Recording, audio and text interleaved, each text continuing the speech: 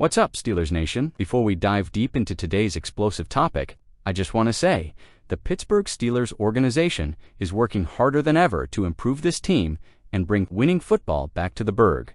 Every move this front office makes, every trade, every free agent signing, every draft pick. It's all part of the bigger plan to put the best possible product on the field for you, the fans. So, if you love Steelers football as much as we do here on the channel, go ahead and smash that like button right now and hit that subscribe so you never miss another breaking Steelers update. Alright, let's get into this. Yes, you heard that right. The Pittsburgh Steelers are suddenly in the thick of trade rumors for none other than Jalen Ramsey, one of the most physically gifted and high-profile cornerbacks in the NFL today. And folks, this isn't just some fan-driven Twitter rumor. We're talking about credible insider reports, including detailed analysis from Steelers insider Mark Kaboly, who recently broke down what it might actually take for the Steelers to pull off this blockbuster move. So let's unpack this. First, let's talk about why Ramsey is even available, even though he's under contract with the Miami Dolphins. Reports are swirling that Ramsey is unhappy with his current situation in Miami. Frustration over coaching changes, defensive scheme, fit, and locker room dynamics are all believed to be playing a role here. And, as we know, an unhappy star player often leads to one thing: trade talks. Now, obviously nothing is official yet. No formal trade has been announced. But according to Kaboly, if the Steelers want to make this deal happen, the asking price might not be as crazy as some fans would expect. During a recent episode of his podcast, Kaboly suggested that a trade for Ramsey could potentially be done for something like a 5th-round pick in a future draft. Let me repeat that. Not a 1st-round pick. Not even a day 2 pick. We're talking about a day 3 pick. Sounds like a steal, right? Well, here's the catch. Even if the draft capital is cheap, the Steelers would still need to absorb a large chunk of Ramsey's remaining contract. That's a financial commitment that comes with major cap consequences, especially when you factor in all the other moves Pittsburgh has made this offseason. They've also made investments across the defense and added key pieces through the draft and free agency. So the real question becomes, will Ramsey's personality and playing style fit into the culture that Mike Tomlin and Omar Khan are building right now in Pittsburgh? Here's another layer to this story. Pittsburgh was reportedly interested in another elite cornerback, this off-season Jair Alexander from Green Bay. Unfortunately for Steelers fans, Alexander ended up signing with our division rivals, the Baltimore Ravens.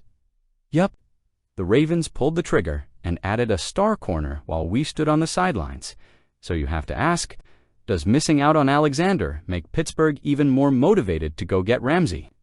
Many analysts think it might, because, let's be honest, with teams like Baltimore loading up, and Cincinnati always dangerous in the AFC North, Pittsburgh can't afford to fall behind in terms of defensive talent.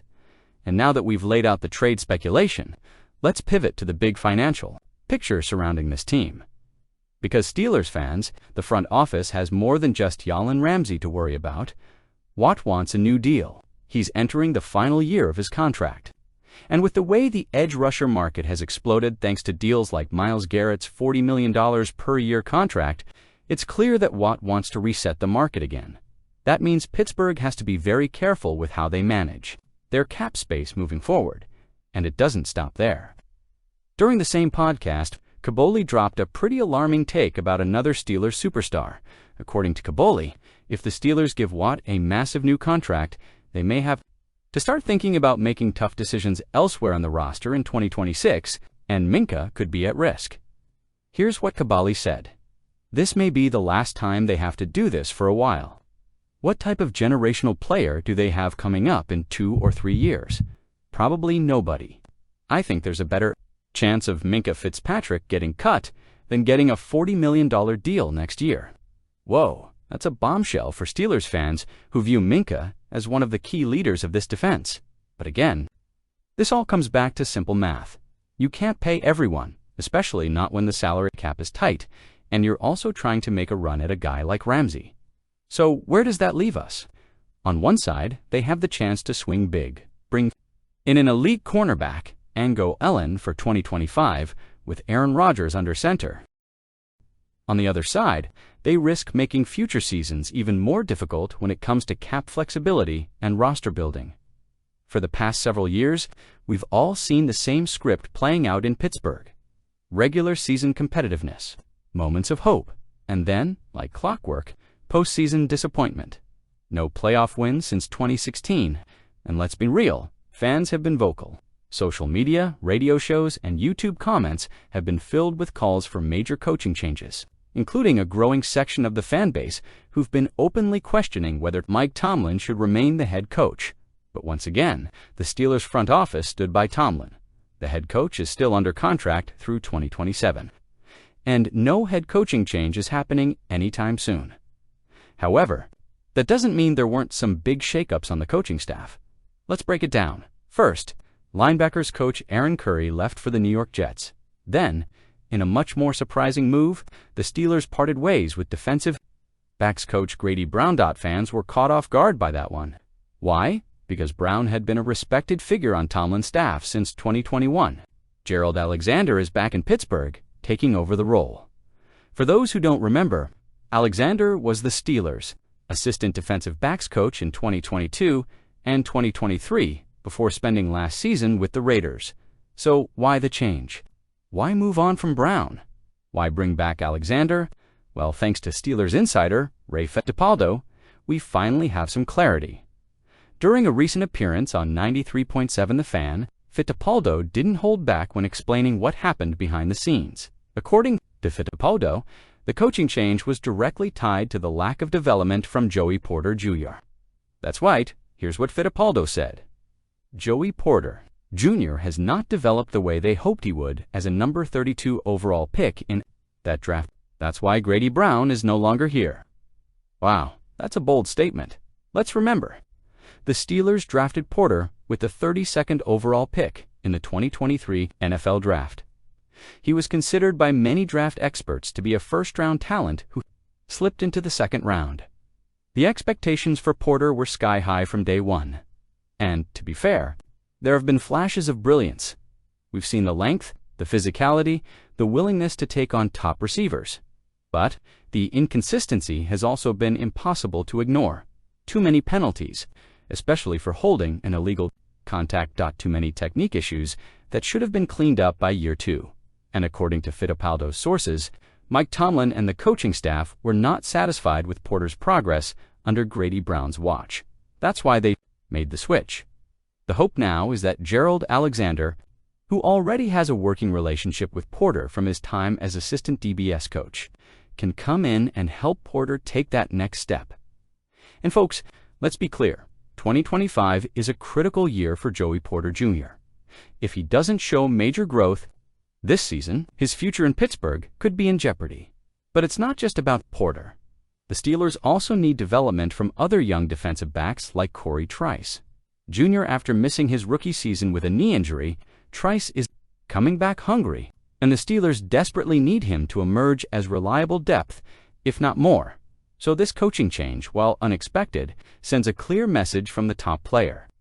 Development matters, and underperformance, whether from players or coaches, won't be tolerated anymore. But wait, there's another layer to this story. It's not just the young guys the Steelers want to help improve. Another huge reason for bringing back Gerald Alexander could be to help get Minkah Fitzpatrick back to his all-pro form. Now, don't get me wrong, Minkah hasn't been bad. He's still one of the better safeties in the league, but if we're being honest, the splash plays haven't been there lately. Steelers fans remember how dominant Minkah was back in 2022 when he pulled down 6 interceptions and was all over the field making game-changing plays. Guess who was on the staff in 2022? Yep, Gerald Alexander. Coincidence? Maybe, but maybe not. It's possible that Tomlin believes Alexander had a unique connection with Fitzpatrick, and that reuniting the two could help rekindle that ball-hawking, playmaking version of Minkah. Lovewood. Imagine how dangerous this Steelers secondary could be if Porter takes the next step, if Trice becomes a contributor, and if Fitzpatrick returns to form. Suddenly, this defense starts looking a whole lot scarier for opposing offenses. And let's not forget, the Steelers are still rumored to be in the mix for more secondary help. with trade rumors surrounding big names like Jalen Ramsey. Would you be okay giving up a fifth-round pick and taking on his big salary if it means giving this defense another superstar piece, or do you think the smarter move is to sit tight? Develop Joey Porter Jr., lean on Darius Slay, and use that cap space for TJ Watt and Minkah Fitzpatrick in the coming years. Steelers fans, I need your thoughts. Drop a comment below and let me know. Are you team trade for Ramsey, or are you team save the cap space? Also, do you believe the front office can find a way to keep Watt and Minkah happy long-term? Let's get the conversation going down in the comments section. And hey, if you enjoyed this inside look at the Steelers' trade rumors and contract situations, make sure to hit that like button and subscribe to the channel so you're always in the loop for breaking Steelers news. We'll have more updates coming soon as the off-season drama continues to unfold. Until next time, here we go, Steelers Nation.